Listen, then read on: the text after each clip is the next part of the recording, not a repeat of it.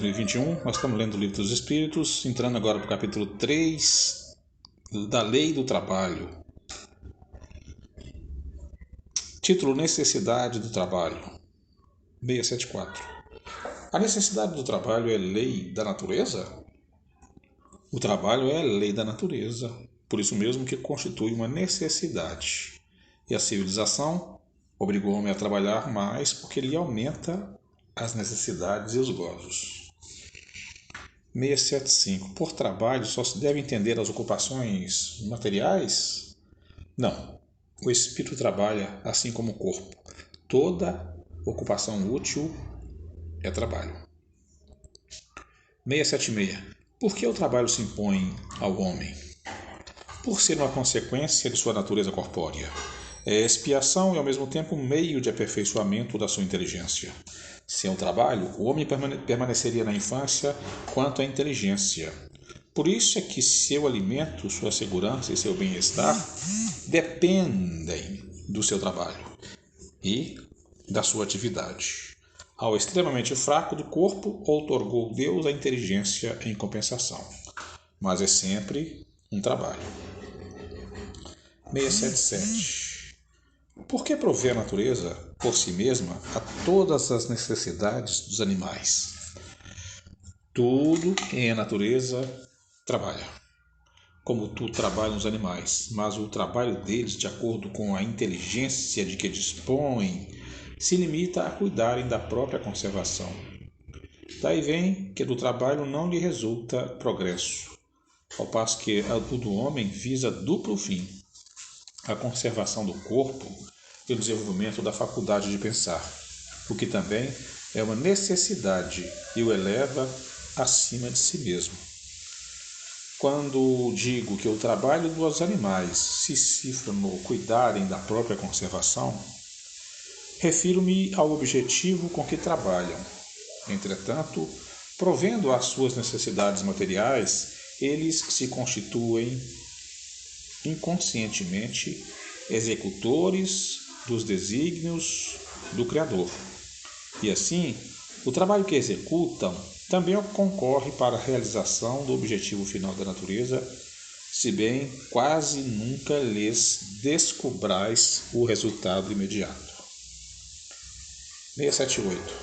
Em os mundos mais aperfeiçoados, os homens se acham submetidos à mesma necessidade de trabalhar?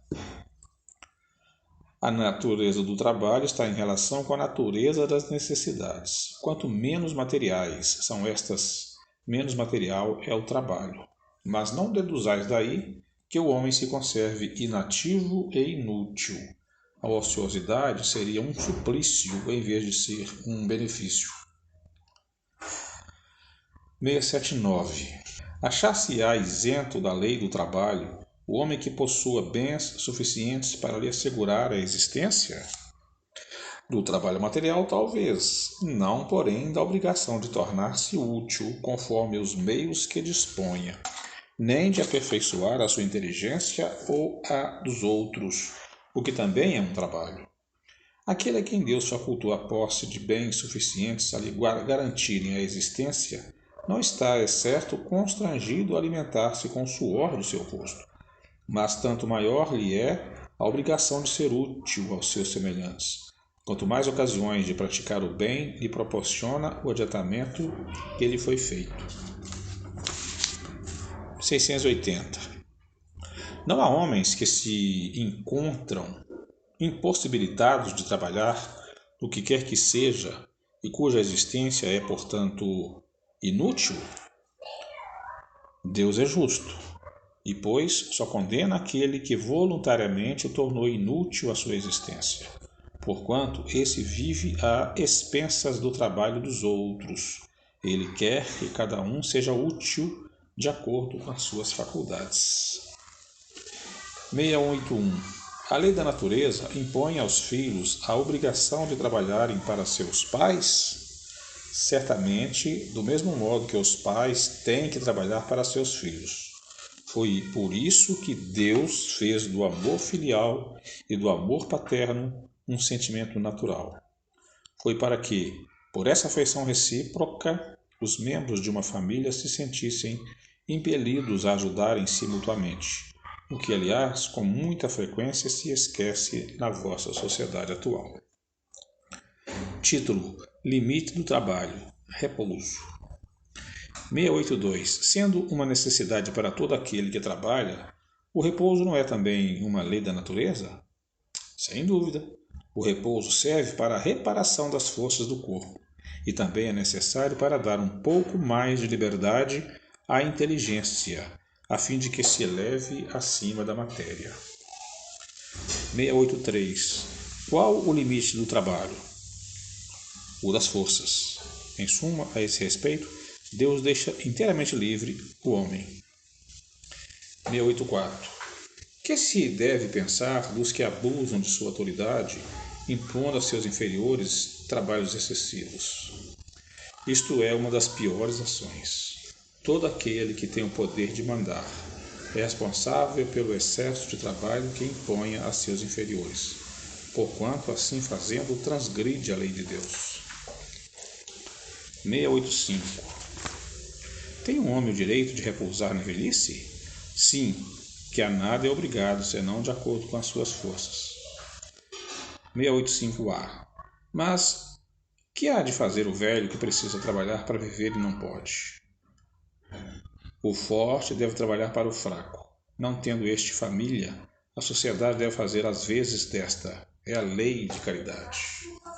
E aqui tem um comentário para fechar o capítulo. Não basta se diga ao homem que lhe corre o dever de trabalhar. É preciso que aquele que tem de prover a sua existência por meio do trabalho encontre em que se ocupar, o que nem sempre acontece. Quando se generaliza a suspensão do trabalho, assume as proporções de um flagelo qual a miséria. A ciência econômica procura remédio para isso no equilíbrio entre a produção e o consumo. Mas esse equilíbrio, dado seja possível estabelecer-se, sofrerá sempre intermitências durante as quais não deixa o trabalhador de ter que viver. Há um elemento que esse não costuma fazer pesar na balança, e sem o qual a ciência econômica não passa de uma simples teoria. Esse elemento é a educação. Não a educação intelectual, mas a educação moral. Não nos referimos, porém, à educação moral pelos livros, assim a que consiste na arte de formar os caracteres. Há quem inculte hábitos, porquanto a educação é o conjunto dos hábitos adquiridos. Considerando-se o aluvião de indivíduos que todos os dias são lançados na torrente da população, sem princípios, sem freio e entregues a seus próprios instintos, serão de espantar as consequências desastrosas que daí decorrem? Quando essa arte for conhecida, compreendida e praticada, o homem terá no mundo hábitos de ordem e de providência para consigo mesmo e para com os seus, de respeito a tudo o que é respeitável. Hábitos que lhe permitirão atravessar menos penosamente os maus dias inevitáveis. A desordem e a imprevidência são duas chagas que só uma educação bem entendida pode curar. Esse é o ponto de partida, o elemento real do bem-estar, o penhor da segurança de todos.